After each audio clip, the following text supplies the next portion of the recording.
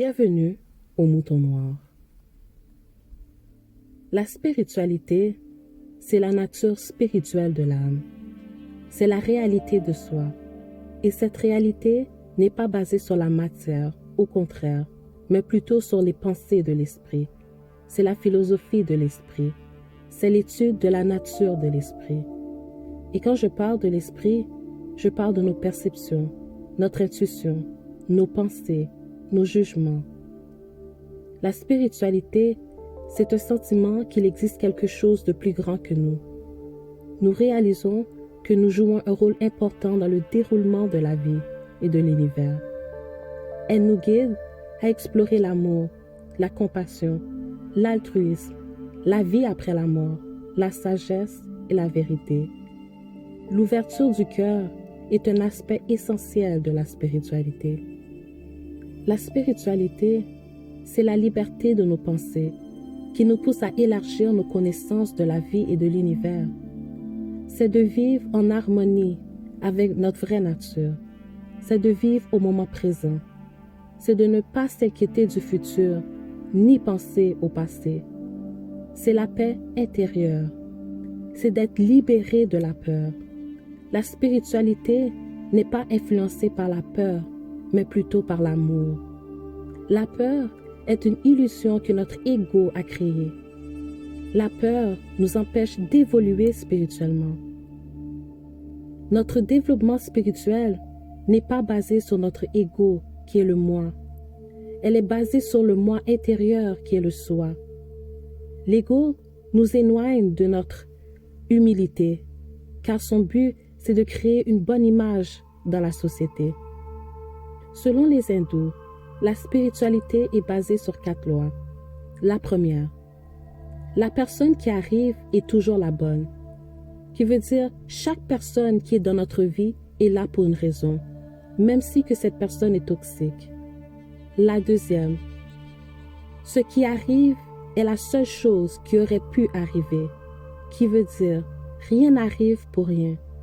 La troisième, lorsque quelque chose débute, c'est le bon moment. En anglais, on dit « divine right timing ». Ce qui débute arrive au bon moment. La quatrième, quand quelque chose se termine, c'est terminé. Il ne faut pas s'accrocher à une chose, à une personne, une situation. Si elle prend fin, c'est pour une raison. Ces 4 lois nous montrent que la spiritualité est un processus qui se fait naturellement. Il faut juste suivre le flot.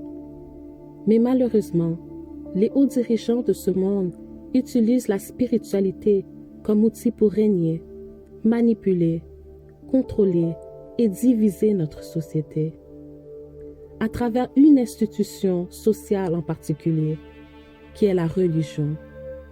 La spiritualité ne représente pas la peur, l'autorité, le contrôle, ni l'adoration.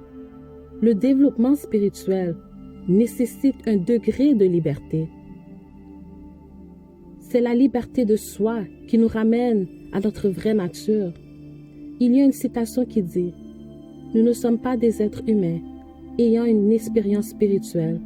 Nous sommes des êtres spirituels ayant une expérience humaine. » La spiritualité, elle fait partie de nous tous, que vous le sachiez ou pas. C'est la réalisation. La réalisation, c'est de voir quelque chose qui a toujours été là. Et aujourd'hui, vous prenez conscience de son existence. C'est tout simplement de commencer à voir la réalité telle qu'elle, plutôt que de l'imaginer. La spiritualité enlève le voile de l'illusion. C'est un état de conscience plus élevé qui nous amène à nous questionner sur notre existence et notre réalité. Pour conclure, la spiritualité, c'est la liberté de nos pensées qui nous pousse à élargir nos connaissances de la vie et de l'univers. Elle ne se laisse pas dominer par l'ego ni la peur. C'est la liberté de soi qui nous ramène à notre vraie nature.